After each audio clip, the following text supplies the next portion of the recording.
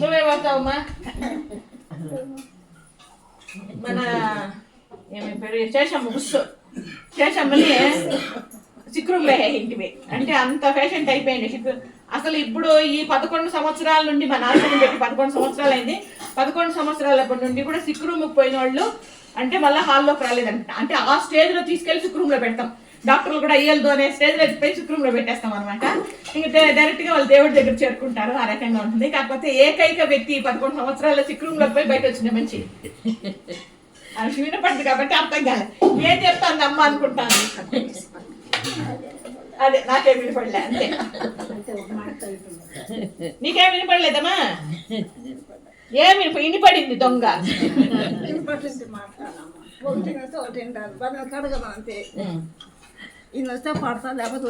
అంతేనా? భజనలో కూడా అంతే. ఈయనొస్తే పడతావు లేకపోతే లేదు. ఫోన్లే మంచి వినొద్దు చెడ్డ వినొద్దు. మంచి పని అయిపోయా కదా. సరేనా? లేదు లేదు వంకాయ లేదులే. ఆ వంకాయ తిందండి. వంకాయ అసలు వంకాయ కనబడితే వంకాయగా కనబడితే తిందనమాట. వంకాయ పచ్చడి చేస్తే బాగుంది ఇంకొంచెం వేయండి అని తినేస్తుంది. ఆ రకంగా ఏమ్మా భోజనాలు?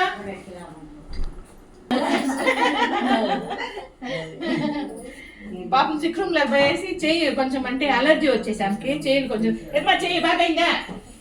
చెయ్యదమ్మా చెయ్యి అంట చెయ్యి బ్లాక్ గా అయిపోయి ఇట్లా ముడతలాగా వచ్చేసిండే. తగ్గిందమ్మా? తగ్గుతా ఉంది కదా. నల్ల కమిలిపోయిండే పాపం. అది ఇప్పుడు కొంచెం కొంచెం కలర్ వస్తుంది. బాగానే ఉంది. ఇంకా ఇప్పుడు కూడా ఆయింట్మెంట్ పూసుకుంటా ఉంది. అది విషయం. ఇంకేమ్మా ఎవరన్నా మాట్లాడతారా? వీడు పద్మమ్మ రావాలా? పద్మమ్మ పిలుస్తుంది. ఇంకేమ్మా పాలని ఉంది, పాలని ఉంది, మనసు విప్పాలని ఉంది, మీకు చెప్పాలని ఉంది. చెప్పండి.